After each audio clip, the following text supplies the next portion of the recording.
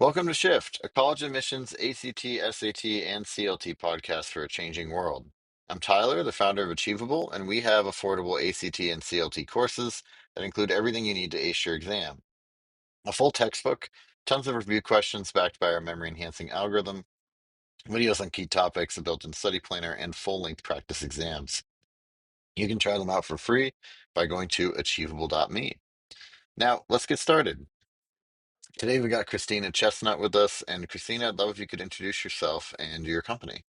So I'm Christina Chestnut. I am the founder and principal of Chestnut Consulting, which is a New York state-based tutoring company. So I work individually with students all over the world remotely and been in business close to 20 years now. So have been through lots of different iterations of these various standardized tests Mm, and specialized a lot in SAT and ACT, but also do some other tests beyond that. So SSAT, IC, GRE, etc. mhm. So thank you, Tyler, for having me on the show. Yeah, thank you.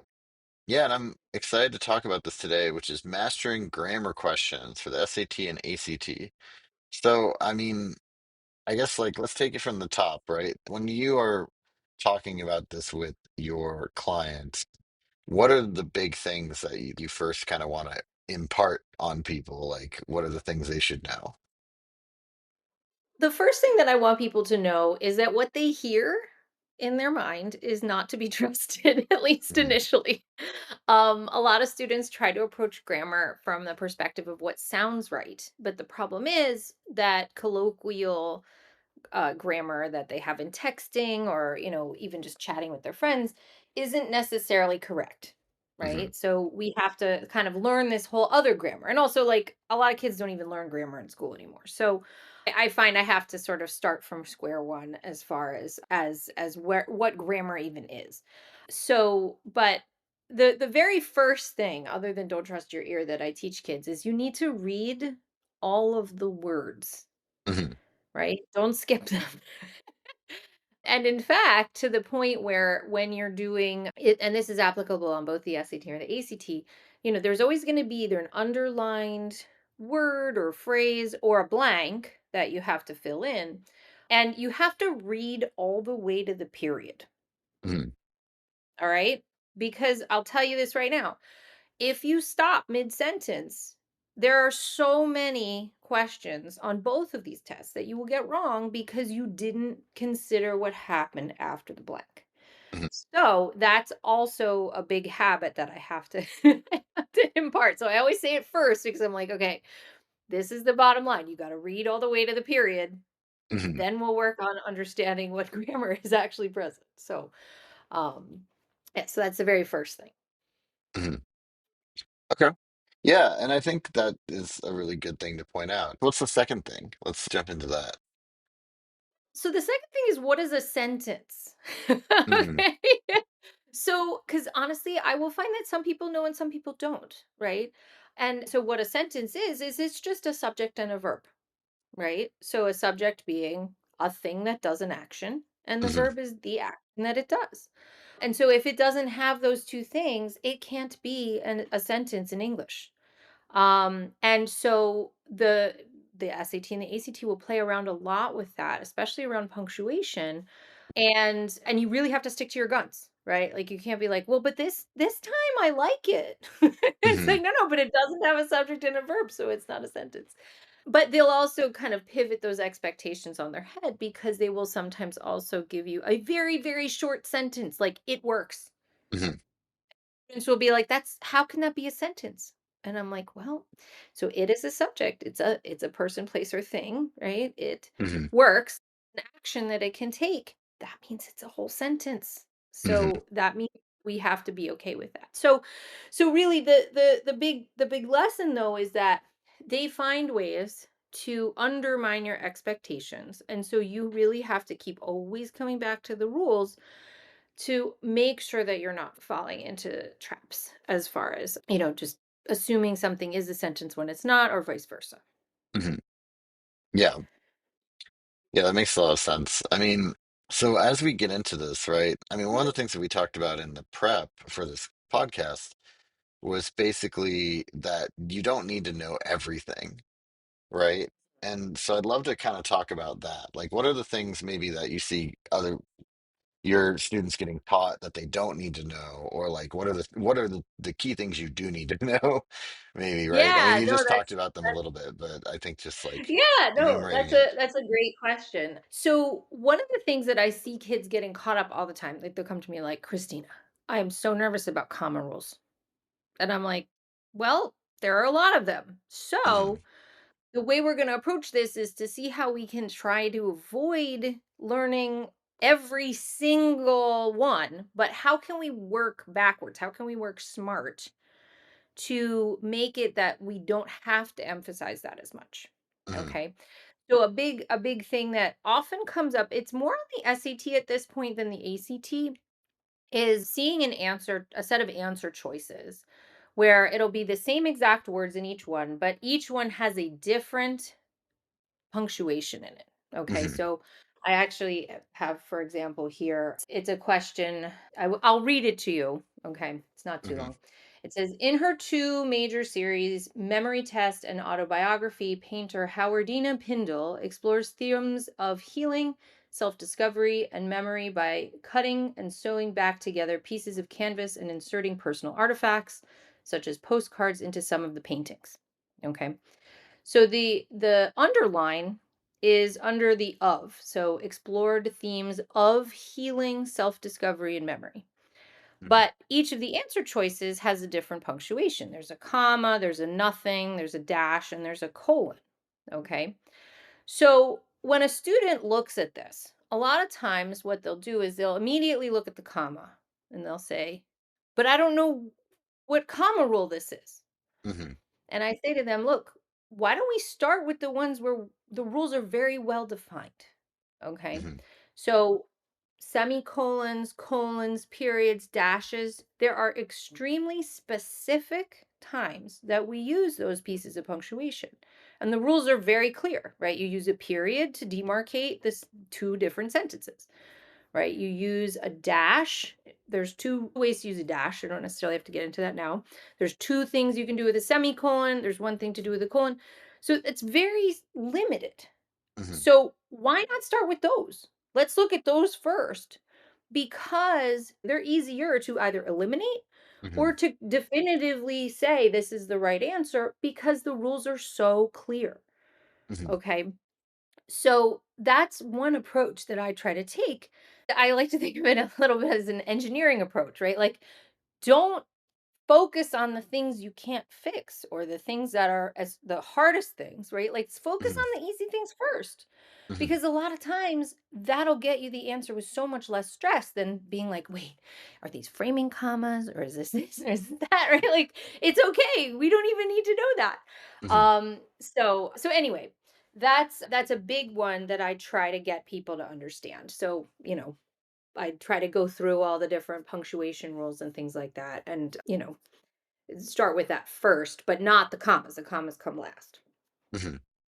Yeah, I think that makes a lot of sense. And yeah, I mean, I think basically it's triage to an extent, right? And that's what makes, I think, diagnosing the type of grammar question really important.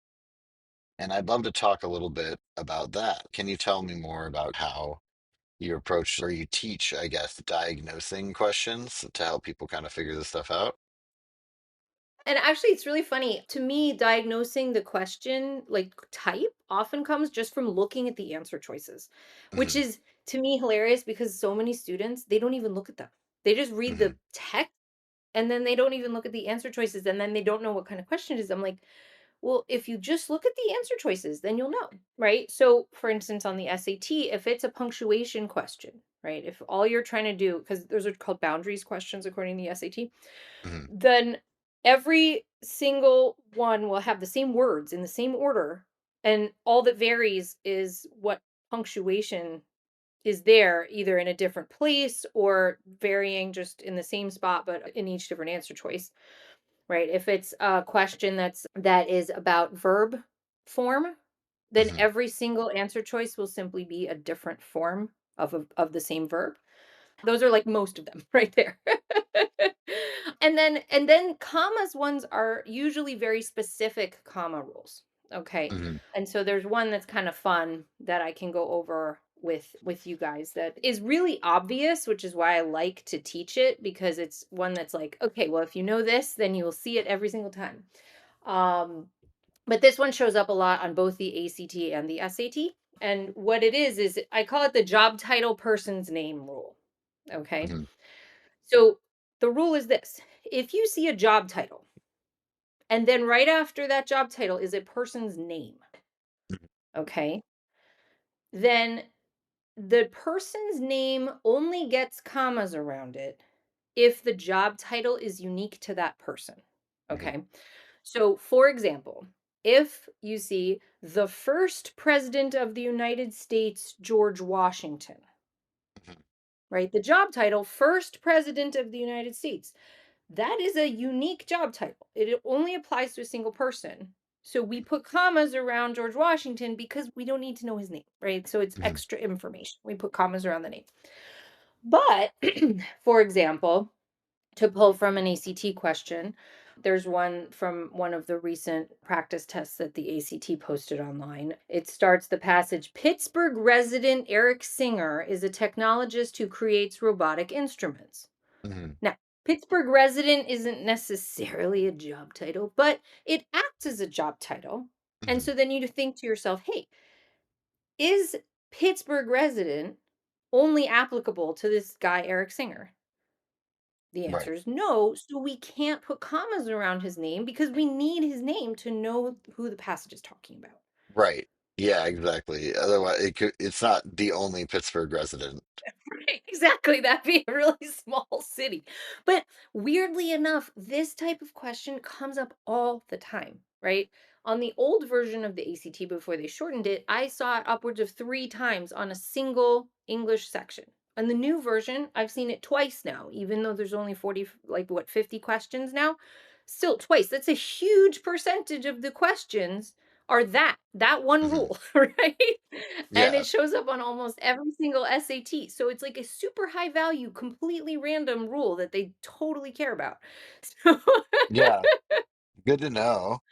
Yeah, and I mean, I think yeah. that it's just important to like nail these like tactics, like is what I would call them, right? To understand Mhm. like, oh, this is this type of question, it's asking this type of thing. What am I looking for? Yeah, and so like another type that comes up a lot that I mentioned a little bit was the subject verb agreement. Hmm. And I will caution those tend to be the trickiest. Okay? Mm. And partly because they will purposely structure the questions to make you think, if you're not reading carefully, that the subject is not what it actually is. Hmm. Okay. So for example, in this one, this is from, one of the SATs, the static PDFs that the College Board has posted online. The blank says, so it says, interestingly, the triangle representing the mountain itself, blank among the few defined features in her paintings. So that's just the section that has the blank in it.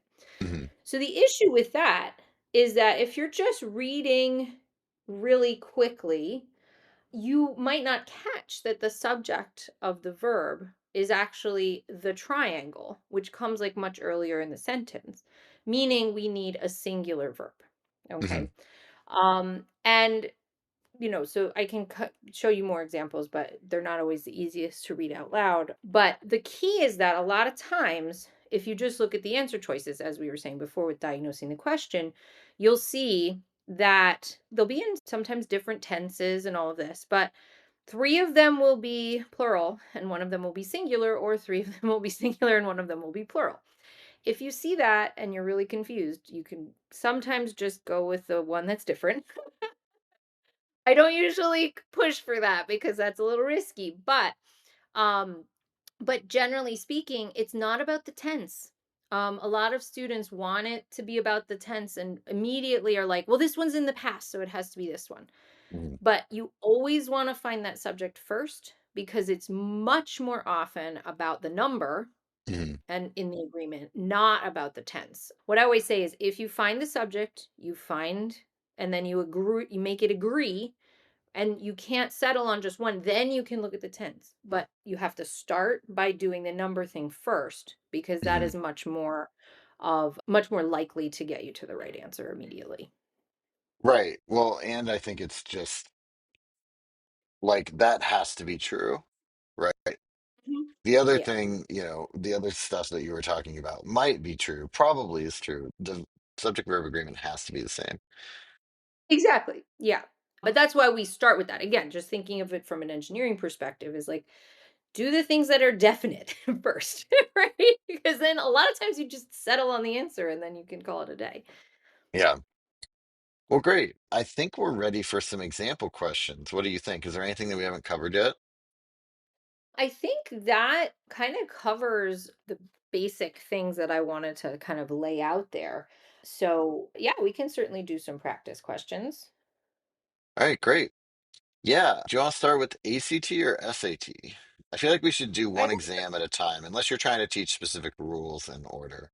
yeah, I mean, that's fine. Why don't we do a couple examples of subject verb agreement from the ACT and then we can look at the SAT, Sure. and kind of, yeah. Okay, let me read this example. So, this is from test two that the ACT recently published on their website. It is from the English section and it is question number 32. So the full text of the question says, when the excavation was complete, the remnants of the ship was said to be, where was said to be is underlined, restored and reconstructed for display in a Sicilian museum. Hmm. So if we look at the answer choices, as we said, right, like that's how we diagnose the problem, is we see that the first one is was said to be, the second is was ready to be, the third is were, and the last is was. And all of these are verbs. So that Hmm. means we know we're dealing with subject verb agreement. So we have to find the subject, right? If we want Hmm. to make them agree, we got to know what the subject is. Now, if you look, the ACT has set this up to like try to trick you a little bit because the subject is that first noun in the sentence, the remnants, Hmm. right, which is plural. But then directly after that it says of the ship, which is singular, and then is the verb. So if you're just reading through quickly, you might think that ship is the verb, and then you'd be like, but there's all these different singular verbs. But guess what? We need a plural one because the actual subject is remnants. Hmm. So that leads us to the correct answer of were, which agrees with remnants. Right. Does that kind of make sense? Yeah, that makes a lot of sense. I mean, is there anything tricky about that you want to call out, or is it Well, more really, pretty just the straightforward? tricky part is making sure that you're not letting yourself get fooled into thinking that that object of the preposition right before the verb is the subject, right? Hmm. Because they very, very frequently do that is have like long dependent clauses between Right. the subject and verb, so you actually have to go back and hunt for that subject. So my recommendation is don't just assume that it's whatever noun is closest to the verb. Go all the way back to the beginning and make sure you pick the right one, the one that's doing the action that the verb is. Yeah. Okay. And I feel like this is also why like annotating is really important. I mean, it's one of the things we teach in our course is like how to annotate these questions properly. Do you feel like Mhm. that could be helpful here? Yeah, absolutely. Because then you could always cross out that, anything that you find in between the subject and the verb, leaving just the subject and the verb so that then you know that they agree, right? Like that, Hmm. and also that you found the right one. But yeah, absolutely. Annotating is very intelligent, and also like, making marks to the side, maybe saying like singular subject or, whatever, Hmm. like to make it clear to yourself of what it is that you're trying to find. Yeah, great. Well, yeah, let's keep going then if you want to start on the next one. Yeah, absolutely. So either I guess I'll do a second one. It has a very similar structure. Sure. Again, from the ACT. This is from the test one that is on the PDF online. Is question 21. And it says, after the last one of the notes fades into the darkening sky, comma, and then it goes on and there's a second blank. So I'm just going to stop there. Hmm. So if we look, after the last one of the notes, the fades is what's underlined Hmm. into the darkening sky. Then the answer choices are fades, have disappeared, disappear, and fade. So again, we know immediately this is subject verb agreement, so we have to find the subject. Hmm. So similarly to the one we just did, the noun that's right next to the verb is notes, which is plural. Hmm. But the subject is one, which is earlier in the sentence and is singular. So we have to pick the singular verb. Hmm. Right. Okay. But you see, like the same structure is what's coming up again, giving us the correct answer of fades, by the way. But we have that same structure again of like we have to go way back to find that subject to make sure that it agrees with the verb. That makes a lot of sense. Um, yeah, well, good. So let me see if I can find a good one from the SAT here. So in the SAT, they're even a little bit more extreme with how far back you have to go to find Hmm. the subject. So this one is from a static version of test 5, module 1, question 24. I'll just read the second sentence, which has the blank in it. It says, such iconic references cited in rapid and frenetic procession by the musician who is seated impassively at a dinner table, blank, key moments and personalities of the 20th century. Hmm. So in this, you have to go all the way back to where it says such iconic references, right? That's Hmm. plural. There's several dependent clauses separated out by commas, and then we have the verb. But since references is plural, we need the plural verb, which is represent, because all the rest of them in the answer choices are singular. But you see, it's the same kind of mental idea of like they make you search far back to find the subject, but you have to make sure that you find the right one to agree with the verb. Hmm. Got it. Okay. Yeah. Do you have another example handy? I think I might have one more of the subject verb agreement. Yes, I do. So this is also question 24, Hmm. but I don't know. I didn't write which test it's from. I just wrote it's question 24. But I will read you the sentence. It's very Hmm. long, as they are known to do.